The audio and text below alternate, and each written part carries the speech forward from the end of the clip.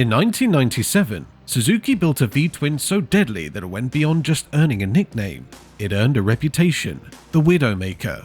In the mid-1990s, one bike ruled the racing world, the Ducati 916. This Italian bike had won 6 of the last 7 world racing titles through 1996. The 916's win wasn't about top speed, it was about the power you could use. The V-twin engine gave riders instant power out of turns, while Japanese bikes with their screaming 4-cylinder engines needed higher RPMs to make power. Ducati's wins embarrassed Japan's big bike makers. Honda, Yamaha, Kawasaki and Suzuki had spent years chasing pure horsepower with high-revving 4-cylinder engines, but the 916 proved that usable power beat top-end speed on real racetracks. The Italian bike's 114 horsepower seemed weak next to the 160 horsepower Japanese bikes, but its 65 pounds per foot of torque came at just 5,000 RPM, while Japanese bikes needed 10,000 RPM to find their power. Suzuki bosses watched this change with growing fear. The company that created the modern sports bike with the GSX R750 in 1985 was now losing in world racing. Their GSX R750 and GSX R1100 were amazing machines, but they couldn't beat the 916's mix of power and handling.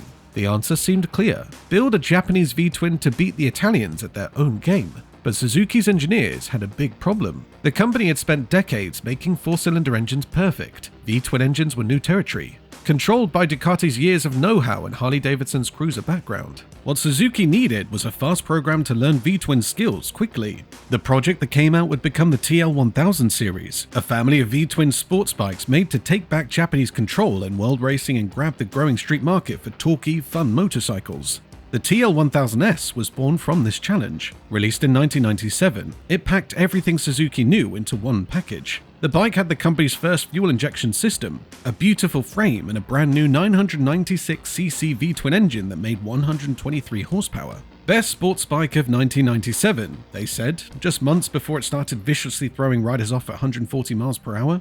There was a deadly problem hiding under the impressive specs. Suzuki's rush to market meant basic engineering choices were made without enough testing. The most important choice involved the rear suspension, a rotary damper system borrowed from Formula One cars. The engineering team faced a packaging nightmare. The V-twin engine was much longer than normal engines, so they needed a creative solution. Instead of using a normal rear shock, they used a rotary damper that separated the spring from the damping part. This system looked great on paper. It promised better heat control and more consistent performance, but it was complex to build and needed perfect manufacturing. Most importantly, it could only hold 50cc of oil compared to 300cc in normal shocks. What Suzuki engineers didn't understand was how different motorcycles were from Formula One cars. F1 cars work in controlled places with constant support. Motorcycles need to work for thousands of miles with minimal maintenance. The TL1000S project was rushed to meet a 1997 deadline. This pressure meant long-term testing was limited. The bikes looked perfect and performed great during short test rides, but they carried a hidden flaw that would only show itself after hard use. The stage was set for disaster. The TL1000S looked like a Ducati killer, but it would soon earn the most feared name in motorcycling, the Widowmaker. Suzuki's marketing team treated the TL1000S launch like a war against Ducati. The campaign was huge and aggressive, positioning the bike as the Japanese answer to Italian control. Full-page ads in motorcycle magazines called it the Torque Monster and V-twin Revolution. Suzuki flew motorcycle writers to exotic locations for press launches, spending big money to showcase their technological breakthrough. The first reaction was exciting. Cycle World magazine named the TL1000S Best Sports Bike of 1997, praising its innovative design and impressive power delivery.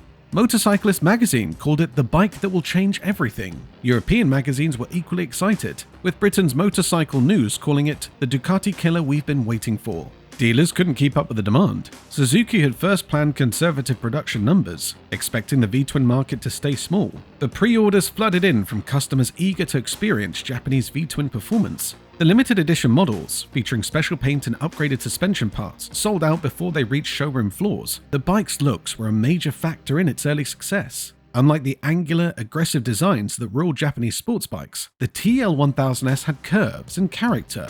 The exposed frame gave it an exotic look that rivaled Italian bikes. The semi-fair design was practical yet beautiful, offering weather protection without hiding the gorgeous engine and frame. Performance numbers backed up the visual appeal. The TL1000S delivered 0 to 60 mph acceleration in just 2.8 seconds and could cover the quarter mile in 10.9 seconds at 129 mph. Top speed was a real 165 mph, numbers that put it on par with the best sports bikes of the era. Most importantly, the V-twin's torque delivery made it feel much faster than the numbers suggested. But even during the controlled press launches, warning signs came up that should have raised red flags. The first launch event took place at Miami's Homestead Miami Speedway, chosen for its smooth surface and predictable conditions. Even on this perfect track, several writers reported concerning handling characteristics. Kevin Cameron, the respected technical editor of Cycle World, noted in his first review, the TL's front end feels nervous at speed. There's a twitchiness that requires constant attention. Cameron, with decades of experience testing motorcycles, had the expertise to recognize problematic handling. His concerns were politely worded, but clear to those who understood motorcycle dynamics. European writers were less diplomatic. During a follow-up press event at Spain's Jerez circuit, several testers experienced what they described as aggressive head shake during high-speed runs. The bike would develop oscillations that required significant effort to control. Some writers cut their track sessions short after experiencing severe wobbles. Suzuki's response to these early warnings was dismissive and telling. Technical reps insisted that the handling characteristics were sporting and required skilled operation. They suggested that writers weren't used to the TL1000S's unique suspension system and needed time to adapt their riding style. This response pattern would become tragically familiar. Blame the rider, not the machine. The most concerning reports came from Suzuki's own European test riders during the final development phase. Internal documents later showed that test riders had experienced several severe instability incidents during high-speed testing. One report described a near crash at 140 mph when the bike developed violent tank slappers that nearly threw the rider off. These incidents were classified as rider adaptation issues rather than basic design problems. Suzuki's management, under pressure to meet launch deadlines and compete with Ducati's latest models, chose to interpret the data optimistically. They convinced themselves that street riders wouldn't push the bikes hard enough to encounter the stability problems that track testing had revealed. This decision would prove catastrophically wrong. The production bikes that began reaching dealers in late 1997 looked identical to the press bikes that had received such positive reviews, but they carried the same basic flaw that had caused problems during development testing. The rotary damper system, while innovative and space efficient, had a critical weakness that only revealed itself under sustained high-performance use. As the first customer bikes hit the streets, Suzuki's engineering team was already working on the next model in the TL series, the fully faired TL1000R designed specifically for racing. They believed they had solved motorcycling's V-twin puzzle and were ready to challenge Ducati's world racing dominance. Instead, they were about to unleash one of motorcycling's deadliest disasters. The phones at Suzuki's headquarters would soon be ringing with reports of crashes, injuries, and deaths. The bike that was supposed to establish Japanese V-twin supremacy would instead earn the most feared nickname in motorcycling history. The marketing campaign that had promised a V-twin revolution was about to deliver exactly that, but not in the way anyone had intended. The revolution would be written in blood, lawsuits, and broken trust. And it would begin with the first riders brave enough to explore the TL1000S's full performance potential on public roads. The first deaths came quickly. Within months of the TL1000S hitting European roads, experienced motorcycle writers and professional testers were being killed in high-speed crashes. While Suzuki had never released official death numbers, motorcycle magazines documented multiple deaths specifically linked to the TL1000S's handling problems. The crashes followed a terrifying pattern. One surviving rider told Motorcycle News, "I was doing maybe 80 mph in a straight line when the bars just went mental. Lock to lock, lock to lock. I had maybe 2 seconds before I was off." European motorcycle magazines began refusing to test the bike after several near-miss incidents. What made these crashes particularly disturbing was their root cause, Suzuki's revolutionary rotor damper system. Unlike normal rear shocks that contain 250 to 300 cc of damping fluid, the TL1000S's rotary damper held just 50 cc of oil. As suspension expert Steve Brubaker explained to Cycle World, that tiny oil volume meant the damper would overheat within minutes of spirited riding. Once the fluid lost viscosity, you essentially had no rear damping at all. As reports of deaths mounted, Suzuki's response was swift and predictable: deny everything and blame the victims. The company insisted that the TL1000S was perfectly safe when ridden properly. They suggested that crashes were due to rider error, not mechanical defects. Official Suzuki statements claim that the bike's handling characteristics were sporting and required skilled operation. They implied that European riders weren't experienced enough to handle such advanced technology. The message was clear: if you crashed a TL1000S, it was your fault, not theirs. This victim-blaming strategy might have worked if the casualties were limited to inexperienced street riders, but when professional testers and racing writers started reporting identical problems, Suzuki's narrative began to crumble. Motorcycle magazines began publishing detailed technical analyses of the TL1000S's suspension system. Engineers explained how the rotary damper's small oil capacity and poor heat control made it prone to sudden failure. Independent testing revealed that the damper could lose up to 80% of its effectiveness after just minutes of spirited riding. The most damaging evidence of Suzuki's prior knowledge came from court documents filed during wrongful death lawsuits. Internal memos revealed that Suzuki engineers had identified the rotary damper's heat problems during development testing. A 1996 internal report, obtained during discovery proceedings, stated, "Rear damper shows significant performance degradation after 15 to 20 minutes sustained operation above 6,000 RPM. Despite this documented knowledge, Suzuki proceeded with production. Former Suzuki engineer Takeshi Yamamoto, speaking to Japanese motorcycle magazine Option in 2003, admitted, "Management knew the damper had limitations. They said most street riders wouldn't push the bike hard enough to encounter problems. They were wrong." The racing community, already suspicious of Suzuki's denials, began organizing their own investigation. Professional racing teams pulled their technical data and crash reports, building an undeniable case against the TL1000S. Racing mechanics documented oil temperature spikes in the rotary dampers during track sessions. Data loggers showed the exact moment when damping effectiveness would plummet, correlating perfectly with handling problems reported by riders. Most damaging was slow-motion footage captured during track testing. Video clearly showed the TL1000S's rear wheel bouncing erratically after extended riding, proving the damper was losing effectiveness exactly as critics claimed. British racing teams threatened to boycott Suzuki entirely if the company didn't address the TL1000S's problems. World racing organizations began considering banning the bike from competition for safety issues. The racing community's rebellion forced Suzuki's hand. With professional teams presenting undeniable technical evidence and threatening public boycotts, the company could no longer maintain its denial strategy.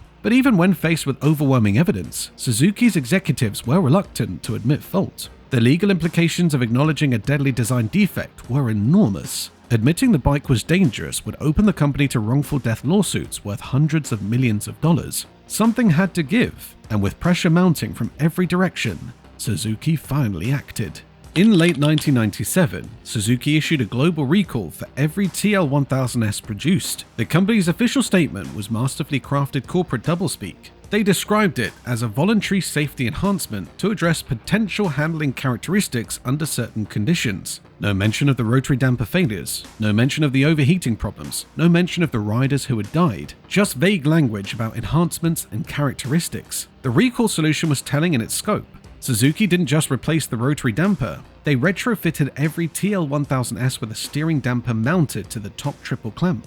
This addition essentially admitted that the bike's handling was fundamentally flawed. The steering damper reduced the violent tank slappers that had made the bike deadly, but it came at a cost. The TL1000S's quick steering, one of its few positive characteristics, became heavy and truck-like. The bike that had been praised for its agility now steered like a loaded touring machine. Suzuki also revised the engine management system, retarding ignition timing in the lower gears to reduce the abrupt power delivery that contributed to the bike's unpredictable behavior. Post-1998 TL1000S models made significantly less power than the original 1997 bikes. The recall effectively neutered the TL1000S. The bike that had promised to challenge Ducati's supremacy became a shadow of its former self. Heavy steering, reduced power, and a reputation for killing riders meant that the TL1000S would never achieve its intended success. But for the riders who had already paid the ultimate price, these fixes came too late.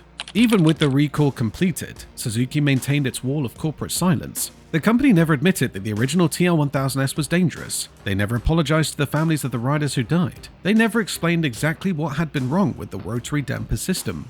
This silence was strategic. Admitting fault would have exposed Suzuki to massive legal liability. Wrongful death lawsuits could have bankrupted the company's motorcycle division. By maintaining that the recall was merely an enhancement, Suzuki avoided taking legal responsibility for the deaths. But the engineering community knew the truth. The rotary damper had been a rushed, inadequately tested system that should have never reached production. The small oil capacity, poor heat control, and manufacturing tolerances had combined to create a suspension system that was fundamentally unreliable. Industry insiders revealed that other manufacturers had experimented with similar rotary damper systems during the 1990s, but unlike Suzuki, they had identified the heat and reliability problems during development and abandoned the technology. Honda tested a rotary damper system in 1995, revealed one former engineer. After seeing the oil overheating problems, they went back to normal shocks. Suzuki saw the same problems and released the bike anyway. The TL1000S recall remains one of motorcycling's most shameful episodes. A major manufacturer had released a fundamentally dangerous motorcycle, denied obvious problems while riders died, and then quietly fixed the issues without admitting fault. Today, the TL1000S disaster remains largely forgotten in Suzuki's official corporate history. The company rarely mentions the bike or discusses what went wrong during its development, but the lessons learned from the TL1000S disaster continue to influence Suzuki's engineering decisions. The V-twin engine from the TL1000S, despite the bike's problems, was actually quite good. Suzuki continued to use variations of this power plant in the TL1000R, SV1000, and V-Strom 1000. The engine's reliability and character made it popular with other manufacturers, but Suzuki never again attempted to use rotary damper technology. Every subsequent motorcycle has used normal shock absorbers with adequate oil capacity and proper heat control. The company learned the hard way that Formula One technology doesn't automatically translate to motorcycle applications. Modern Suzuki sports bikes reflect the conservative approach the company adopted after the TL1000S debacle. Extensive testing, proven technologies, and gradual evolution replaced the aggressive innovation that had characterized the TL1000S project. Some industry observers argue that the TL1000S disaster made Suzuki too conservative. The company that had been willing to revolutionize sports bike design became focused on reliability over innovation. While this approach prevented future disasters, it may have cost Suzuki its position as a technological leader. The ghost of the TL1000S can still be seen in Suzuki's modern lineup. The company's reluctance to adopt cutting-edge technologies, preference for proven components, and extensive testing protocols all trace back to the lessons learned from the Widowmaker disaster. Despite decades of analysis, questions about the TL1000S disaster remain unanswered. How many riders actually died due to the bike's defects? Suzuki never released official casualty figures, and the company's legal settlements included non-disclosure agreements that kept victims' families silent. Did Suzuki know about the rotary damper problems before release? Internal documents from the era remain sealed, but anonymous engineer testimonies suggest the company was aware of potential issues but chose to proceed anyway. Why did Suzuki rush the TL1000S to market? Industry insiders suggest the company was desperate to compete with Ducati's world racing success and felt pressure to release their V-twin quickly. The decision to prioritize schedule over safety ultimately cost lives and damaged the company's reputation. What would have happened if Suzuki had conducted more thorough testing? The rotary damper's problems were relatively easy to identify with extended track testing. A few more months of development could have prevented the entire disaster. Most importantly, did anyone face consequences for the TL1000S debacle? Despite the deaths and obvious engineering failures, no Suzuki executives or engineers faced criminal charges. The families of victims received financial settlements, but those responsible for the flawed design faced no personal accountability. The story of the Suzuki TL1000S isn't just about mechanical failure, it's about corporate priorities when lives hang in the balance. The motorcycle represented genuine engineering ambition, an attempt to challenge Italian dominance with innovative Japanese technology. The V-twin engine was excellent, the styling was beautiful, and the concept was sound. But rushing revolutionary technology to market without adequate testing, then denying obvious problems while people died, transformed an engineering achievement into a moral catastrophe. The real tragedy of the TL1000S wasn't just the mechanical failures, it was watching a respected manufacturer choose corporate face-saving over rider safety. In a sport where trust between rider and machine can mean the difference between life and death, Suzuki's handling of this crisis was more dangerous than any design flaw. The TL1000S was deadly not just because it killed riders, it was deadly because it revealed how far a manufacturer would go to avoid responsibility. The rotary damper could be fixed with better engineering. The broken trust between riders and manufacturer would prove much harder to repair. The TL1000S disaster taught the motorcycle industry a lesson written in blood. Innovation must never outpace safety testing. When manufacturers prioritize market deadlines over rider welfare, the consequences extend far beyond boardrooms and balance sheets. The bike's legacy isn't just about failed engineering or corporate missteps. It's about the fundamental trust between riders and manufacturers. A trust that, once broken, takes generations to rebuild. Every time you twist the throttle on a modern sports bike, you're trusting that someone prioritizes your life over their quarterly profits.